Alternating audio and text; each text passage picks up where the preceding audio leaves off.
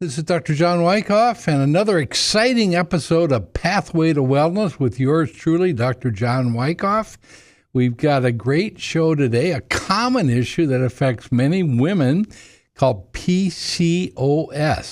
That stands for Polycystic Ovarian Syndrome. We're going to talk about PCOS, the symptoms, how the diagnosis is reached, and what you can do for it. And I'm going to talk about the Wycoff Wellness functional and integrative approach to PCOS. This is not a well-understood syndrome in conventional medicine, and we have a different way of looking at PCOS. So we're going to talk about that today. We're going to talk about what it is and how you can fix it. So what is it? PCOS is a common hormonal disorder that affects women primarily of reproductive age, although we oftentimes see the syndrome starting in women as early as menarche or the onset of their cycles and continuing well into menopause. It's defined by a hormonal imbalance that creates problems in the ovaries and leads to a wide variety of symptoms. Now, I'm a pretty old guy, and when I was in training back in the early 1980s, we called the Stein-Leventhal syndrome. That was for Dr. Stein and Dr. Leventhal that first saw this association between women who had cysts on their ovaries and a whole bunch of metabolic problems like increased facial hair growth, obesity, and then infertility was the big issue. And there's a constellation of other symptoms we're going to talk about. So PCOS has been around for a long, long time, first coined in the 60s. It's fairly common, and I think that you're going to find that it's just not well understood by conventional doctors. The name evolved from Stein-Leventhal syndrome to PCOS in the 80s and 90s, and that was a better description because oftentimes cysts were seen on the ovaries, but what we began to notice that all the metabolic findings, the problems with blood sugar and cholesterol and triglycerides and the other symptoms we're going to talk about, oftentimes women didn't have ovarian cysts. It wasn't about half of women would have ovarian cysts. So the name really isn't indicative of the syndrome, and really the better name, the name we're going to talk about today, is insulin resistance or metabolic syndrome. That is really what PCOS is in women of childbearing ages. So what symptoms do you have if you have PCOS? Well, these are some of the common ones. You don't have to have all of them, but the symptoms can vary in severity and from person to person. But the most common symptom we see is women have irregular menstrual cycles. They can be infrequent, irregular, prolonged. They can have heavy bleeding, and others may stop having cycles altogether. But the fact is, women are designed to menstruate every 28 days. They should have 2 to 3 days of flow, should never need anything more than a pad, should never be clots. That's what a cycle should be if hormones are balanced. And for those female listeners, they probably are just rolling their eyes and saying, that doesn't happen to me. Well, and that's the reality of hormonal imbalance for whatever reason. But with PCOS, infrequent cycles, irregular cycles, heavy cycles, or no cycles.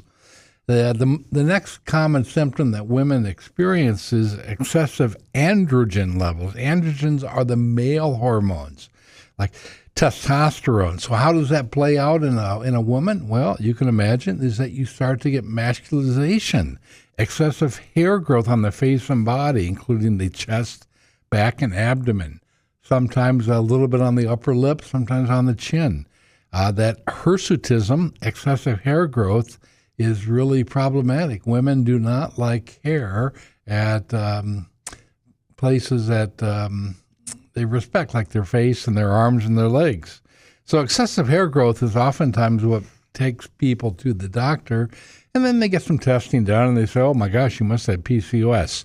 The other common symptom is acne, persistent or severe acne, especially on the face, chest, and back. That again hair growth and acne in those areas, very common with PCOS.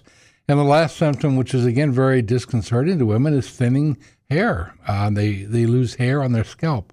Oftentimes it's a male pattern. It'll, like I have, it'll start at the front and go backwards. That it can just be diffuse thinning, but those are the three most common symptoms of PCOS: hirsutism, excessive hair growth, acne, and then male pattern baldness. You might have cysts on the ovary.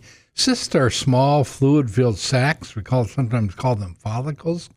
The ovary is supposed to make cysts. That's what it does. It produces usually one cyst on one of the ovaries each month, and then that cyst will rupture, and that lets an egg free into the fallopian tube to start the process of fertility. Usually 1 month it's the right ovary, 1 month it's the left ovary. That's in the perfect world. Oftentimes women understand and can feel when they have a cyst rupture. It's a syndrome, or not a syndrome. The symptom's called Mittelschmerz. It's a German term, means rupture. So rupture of the follicular cyst is what causes ovulation, or the production of an egg that can potentially be fertilized. But when you have multiple cysts, that is abnormal, and they oftentimes develop on the ovaries as part of the syndrome. We're going to talk about this in the future, or today's broadcast, about really the underlying problem with the hair growth, the acne, the male pattern baldness and hair thinning, and the cysts are related to the hormone insulin. And that's what's not always appreciated. The resistance to insulin causes the ovary to react in the way that it does. So despite the name, you don't have to have any cyst to be diagnosed with PCOS. That's why the name is not really appropriate, because oftentimes you could have no cyst syndrome disease. Weight gain. Most women with PCOS struggle with weight gain, and they have weight gain usually around their abdomen, and they have trouble losing weight. Oftentimes the weight gain is significant. And we're going to talk more about that in the relationship to insulin causing the weight gain. But weight gain around the belly, especially if you have acne, hirsutism, thinning hair, boy, you better be thinking about PCOS. Darkening of the skin. You can have patches of thickened, darkened, kind of velvety skin. That's called acanthosis nigrans. It often appears in the skin folds, like in the neck, under the arms, in the groin. That's very, very common in women with PCOS, and that again is due to the effect of excessive insulin on the skin. You'll see skin tags. Skin tags are little flaps of skin. They usually are in places of friction, like under the arms or in the neck, along your shirt line. You can get just a few skin tags, or can literally have hundreds. Again, very indicative of PCOS. Often what drives women to see the doctor initially is they have infertility. They can't get pregnant. That's a very common symptom, and that oftentimes is their access point to the medical system. Women will be trying to get pregnant, and no matter what they do, they can't get pregnant. They go to the doctor, especially if they have excessive hair growth, male pattern hair loss, overweight, acne. We have to think about PCOS. Mood changes are very common with PCOS. Increased risk of depression, anxiety, eating disorders. So we see a very high incidence of mental health issues in women with PCOS. Again, this is going to go back to genetics and hormonal changes, neurotransmitter changes. Fatigue. Oftentimes there's just daily fatigue in women with PCOS. Genetics. Oftentimes women know that they have a family history. Maybe their sisters or their aunts, mothers have had similar problems.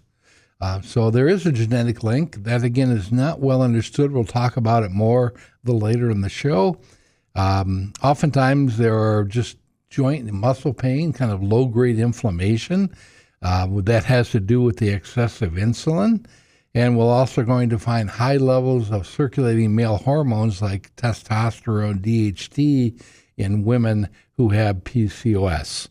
So today's topic on Pathway to Wellness with Dr. John Wycoff is PCOS, polycystic ovarian syndrome, or better named insulin resistance metabolic syndrome.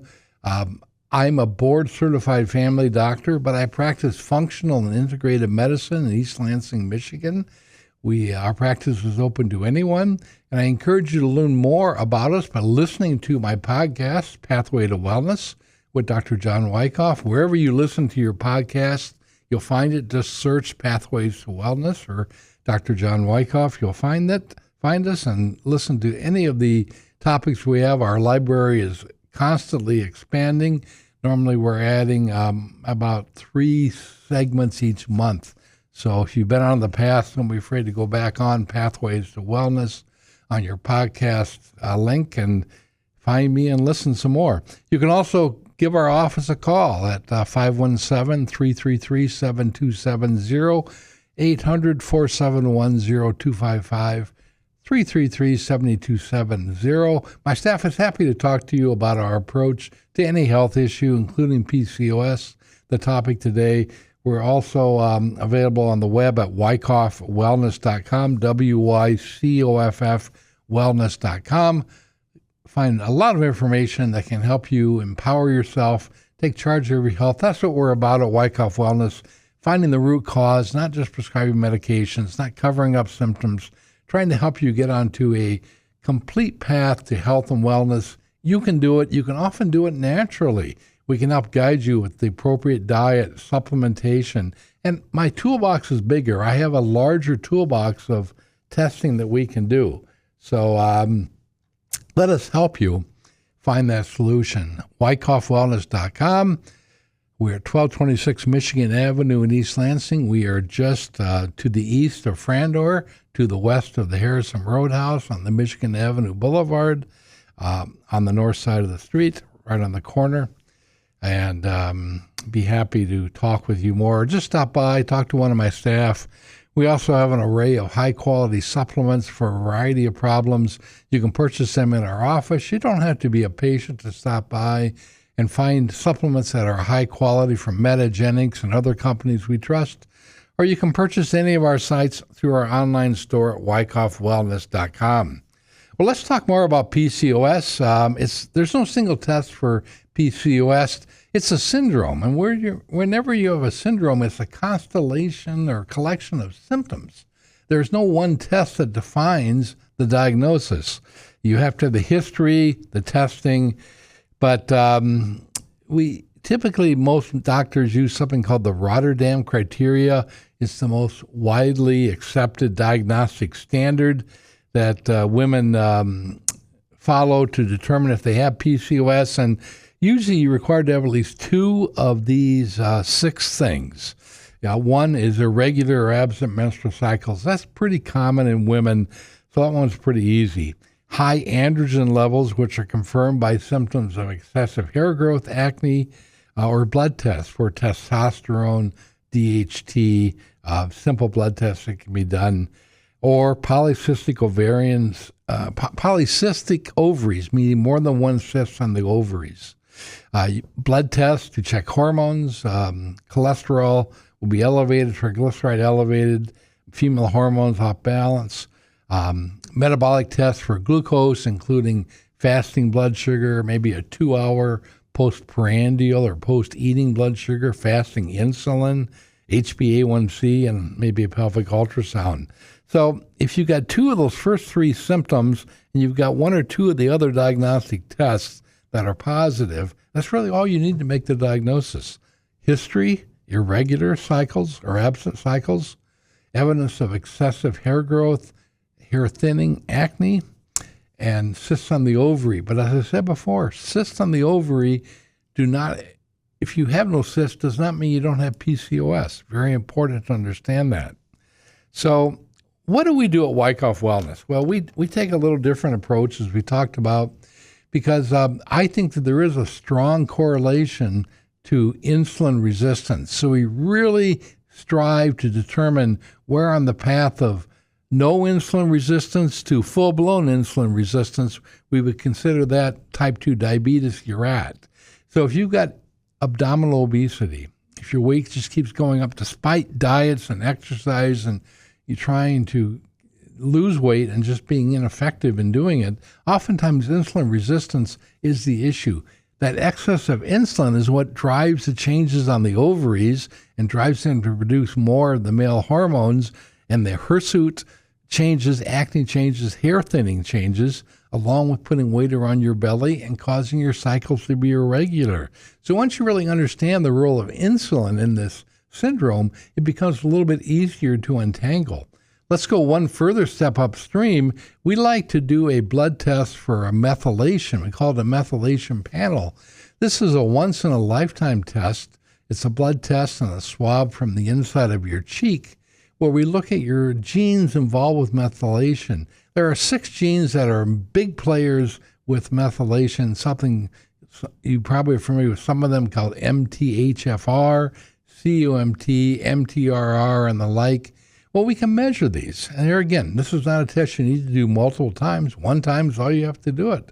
Maybe you've had it done before. Because your genes are cast at the moment of conception.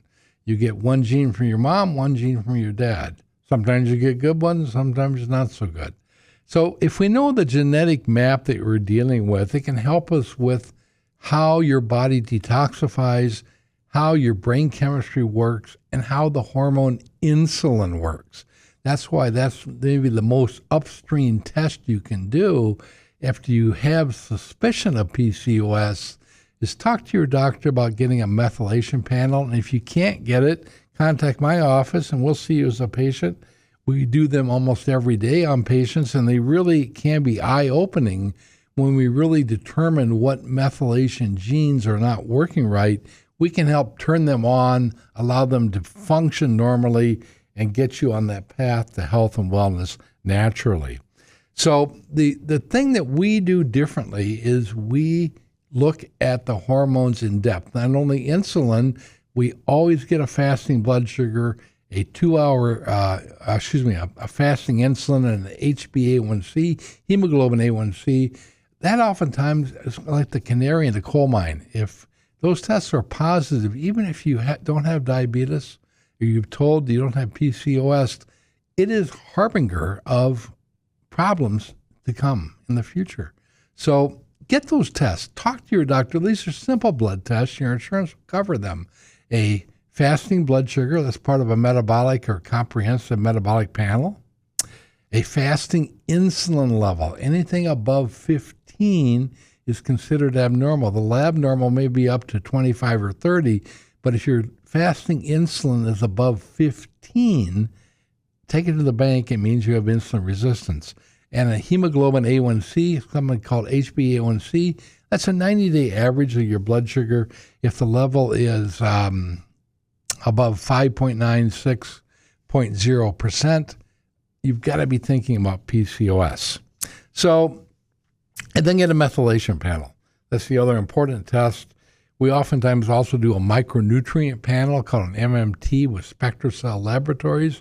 The micronutrient panel gives us the quantitative level of 33 nutrients, vitamins, minerals, antioxidants, because we're going to put that together and help you design a program, an integrative, functional program to get you on that path to health and wellness naturally. If you're not getting pregnant, this is really the basis of how you get your hormonal balance restored to try to get you so you do ovulate every month and have a chance of getting pregnant. It's how you get to a place where you can lose weight with just a normal diet, normal exercise, which is what you should be able to do.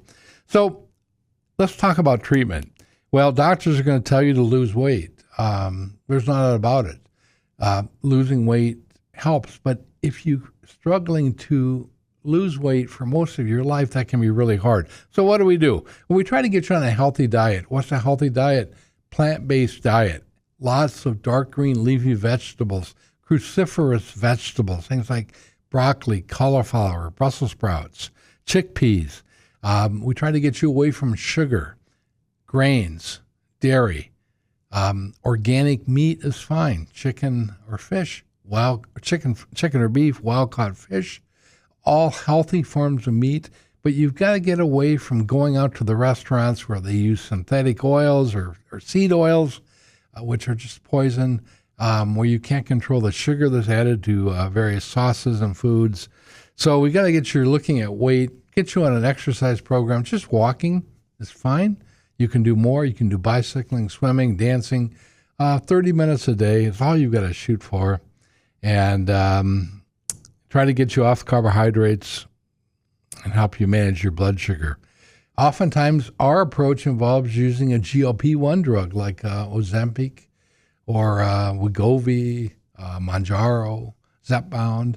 Oftentimes with insulin resistance, that is a miracle drug that can really help you start the process of weight loss, and weight loss will help your hormonal balance restore. Very important. You can use birth control pills. I don't like to put women on birth control pills. Oftentimes that'll get your cycles regulated, but I think it's a stopgap measure. You're not really getting to the root cause of the problems. There are some anti-androgen medications like spironolactone. Some women that can be helpful. We would rather do a saliva test and look at your hormone balance. Usually you're low in progesterone, high in testosterone. There's some natural supplements. We have a great one called Myomin, which blocks aromatization from estrogen to testosterone that can help balance your hormone levels, raise progesterone, lower testosterone level, along with a diet and exercise. Also, some women benefit from using bioidentical progesterone replacement. That's something that we really do a lot of at Wycoff Wellness, and we have a previous podcast on bioidentical hormone replacement. I encourage you to find us wherever you find podcasts and listen to the bioidentical hormone replacement podcast, and also listen to my interview with Dr. Steve Hotze. He was a mentor and he's an author of Hormones, Health, and Happiness, and Hypothyroidism, Health, and Happiness, that I think you'll find very helpful. So there are some medications, but we're going to look more at root causes, look at the genetics, look at methylation, look at supplements. In terms of supplements, you need to be on a methylated multivitamin, very important. A good quality methylated multivitamin will have methylfolate, not folic acid. Folic acid is a poison for you, so don't take any multivitamin that says folic acid is an ingredient. Folic acid is B9. We want it in the natural form as folate, the methylfolate. We like the B12 form to be methyl B12. You can look at your multivitamin label and see if it has methylfolate and methyl B12. If it is, it's probably a reasonable product. If not, it's poison. Throw it away. We'd like to get you an omega-3 fatty acids, vitamin D3, and vitamin B12. B12, we like the methyl form, and we like the form that you put under your tongue because it bypasses the gut and ensures absorption. Those are really the basic things that you need. Maybe some magnesium if you're having some anxiety, depression, or trouble sleeping. Magnesium is helpful. And then if we get the methylation panel, we can oftentimes fine-tune those supplements, the recommendations by the results of the methylation panel. That's why that's important.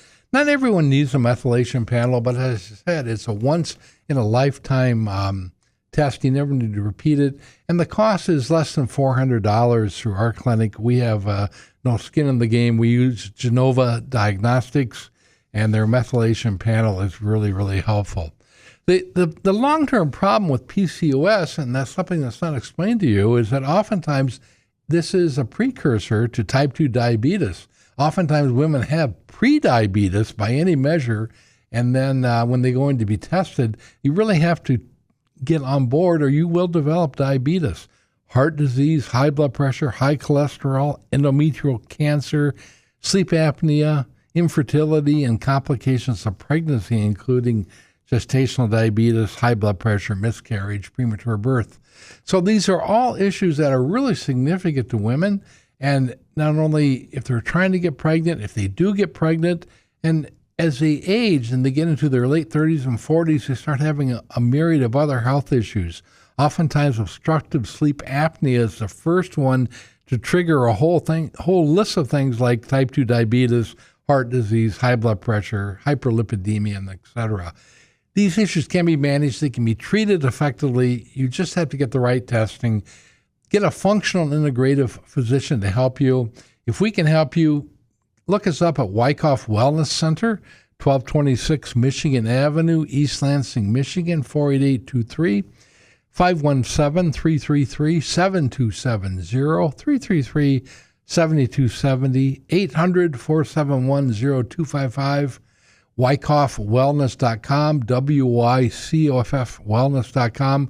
We see people in our office every day. I also am available to set up a telephone consultation, telephone follow-up visits. If that works for your schedule, we can do Zoom visits.